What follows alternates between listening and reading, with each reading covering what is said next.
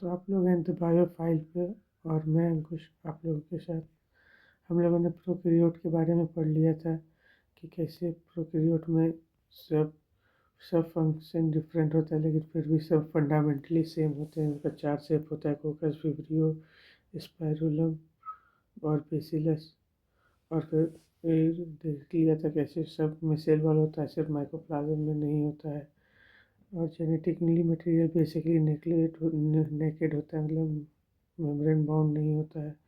और plasma membrane DNA confirms unique property to such bacteria. Plasmid DNA एक unique property देता है, जैसे कि एंटीबायोटिक रेजिस्टेंस, और भी बहुत फंक्शन है करता है। DNA is used to monitor bacteria transformation में मदद करता है, मतलब एक bacteria transformation with foreign DNA, मतलब चेंज। आगे बायोटेक में पढ़िएगा कैसे फॉरेन डीएनए को इंसर्ट किया जाता है बैक्टीरिया में, और उससे वो प्रोडक्ट बनाया जाता है। राइबोसोम दोनों में पाया जाता है, यूकेरियोट और प्रोकैरियोट में। मीसोसोम इनफोल्डिंग है सेल मेम्ब्रेन का। आइए अब पढ़ते हैं cell envelope and its modification. तो most prokaryotic cell, particularly the bacteria, have a chemically complex envelope. ज़्यादातर प्रोकैरियोटिक सेल, पार्टिकुलरली बैक्टीरिया के पास है एक complex envelope. The envelope consists of tightly bound 3-layered structure. envelope क्या consist करता है? एक tightly bound 3-layered structure consist करता है। सबसे आगे है ग्लाइकोकैलिक्स है, सबसे आगे है ग्लाइकोकैलिक्स है, फिर है सेल वॉल है, फिर है सेल मेम्ब्रेन है। तो ये 3 लेयर प्रोटेक्शन का काम करता है। ऐसे तो अलग अलग फंक्शन है, डिस्टिंक्ट फंक्शन है सबका, लेकिन कंटिन्यू कम्बिनेशन में सब प्रोटेक्शन का काम करते हैं। ऑल्दो वही लिखा, bacteria can be classified into 2 group. Bacteria 2 group में बांटा जा सकता है on the basis of difference in cell envelope.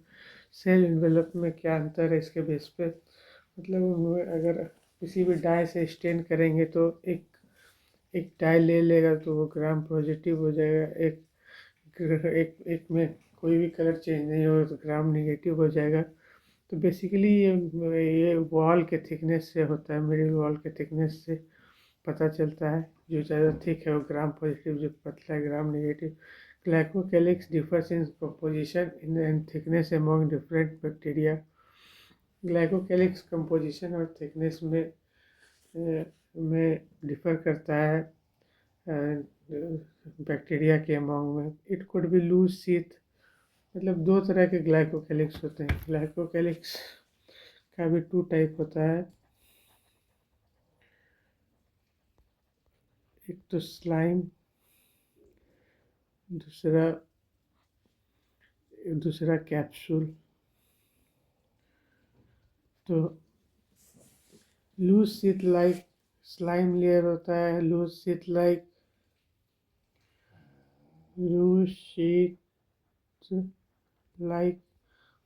Capsule होता है, tough, thick and tough.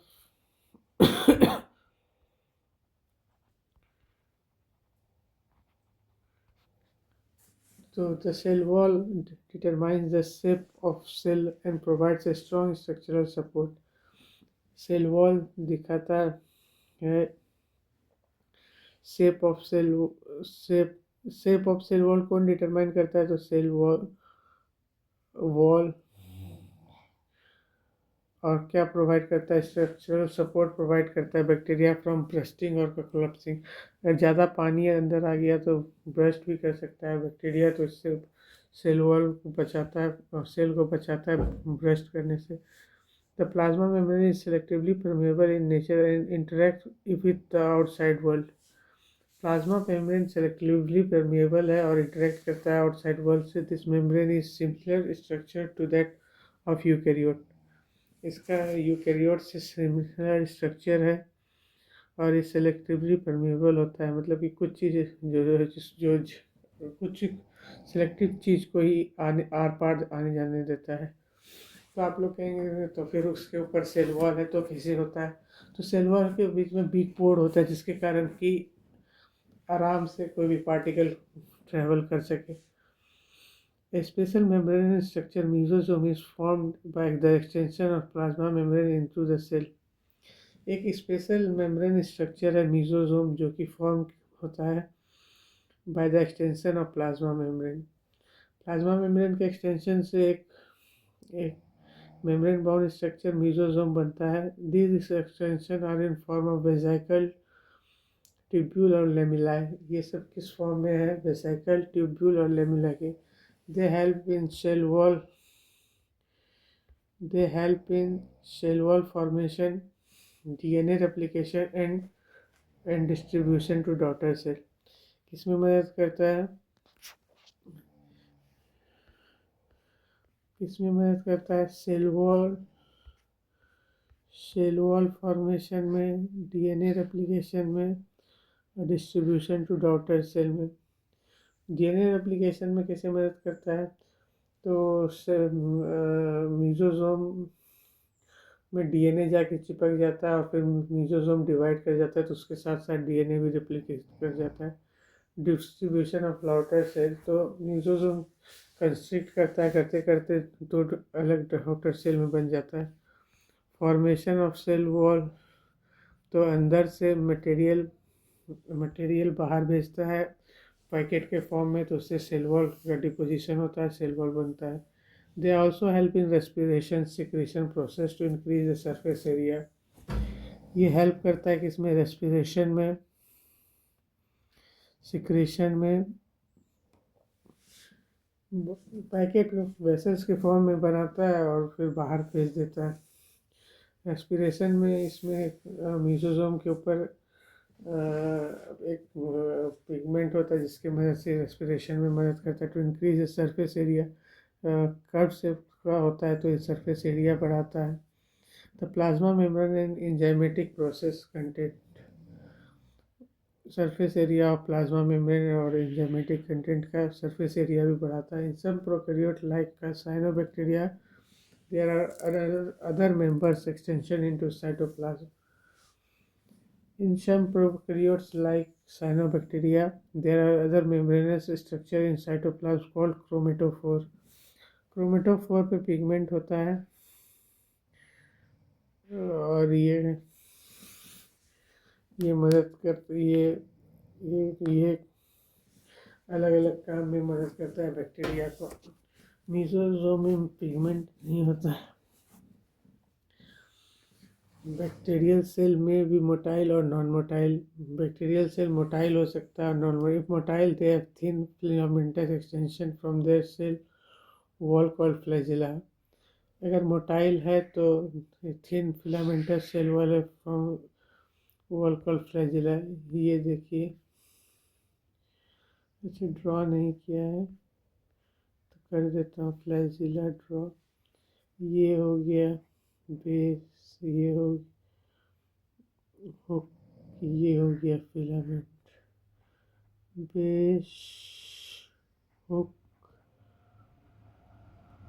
Filament. ये बेसिक स्ट्रक्चर है फ्लैजिला का।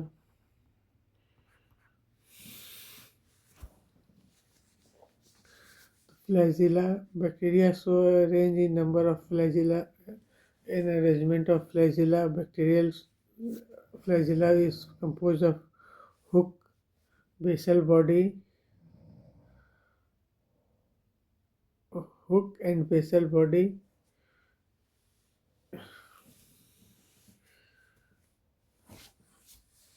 Hook and basal body, the filament is the longest portion and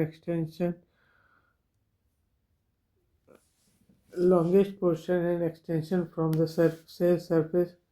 filament long मतलब ये सेल का ही एक सेल मेम्ब्रेन का ही extend longest from cell surface, तो इस सेल सरफेस से ही एक्सटेंड करता है to outside, but do not play any role in motility. Motility में इसका कोई रोल नहीं है। द पिलार और इलोंगेटेड स्ट्रक्चर, ये देखिए ये हो गया बेसल बॉडी, ये हो गया हुक, ये हो गया फिलामेंट। तो bacteria, filament, hook, basal body. Filament का काम एक्सटेंशन ऑफ सेल, ये क्या है, extension of cell wall, extend cell surface to outside the cell structure.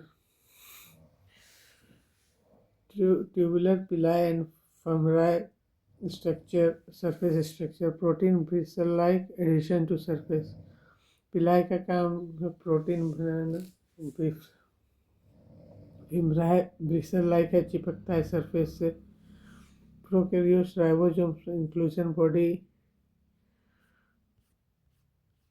ये सब नोट्स में आप लोगों को लिख दिया है, अभी बस पढ़ा रहा हूँ। तो पिला क्या है,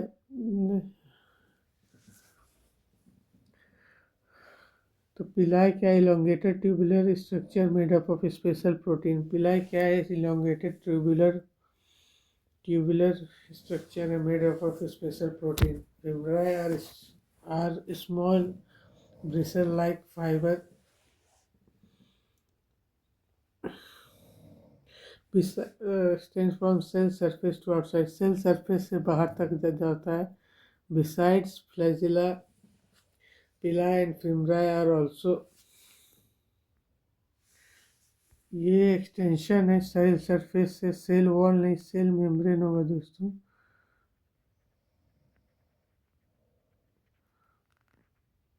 एक करेक्शन है, तो सेल मेम्ब्रेन से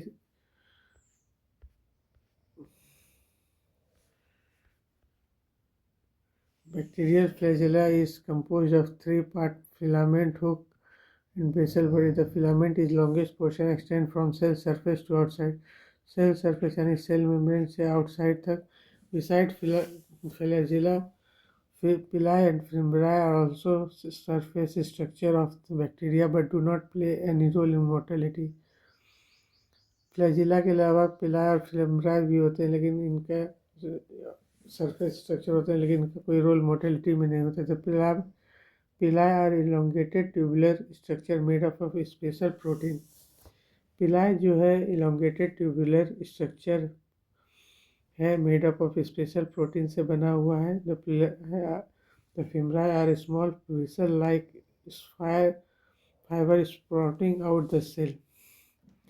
फिम्ब्राई क्या है, small bristle like fibers sprouting out the cell in some bacteria. They are known as to help the bacteria to, मतलब एडिशन में मदद करता है होस्ट को। फिम्ब्राई दूसरे दूसरे जगह, कभी दूसरे के बॉडी पे तो कभी रॉक पे जाके एडिशन करता है, जो जिससे बैक्टीरिया को न्यूट्रिशन लेने में मदद करता है, एक जगह रहने में मदद करता है वाटर करंट के अंदर।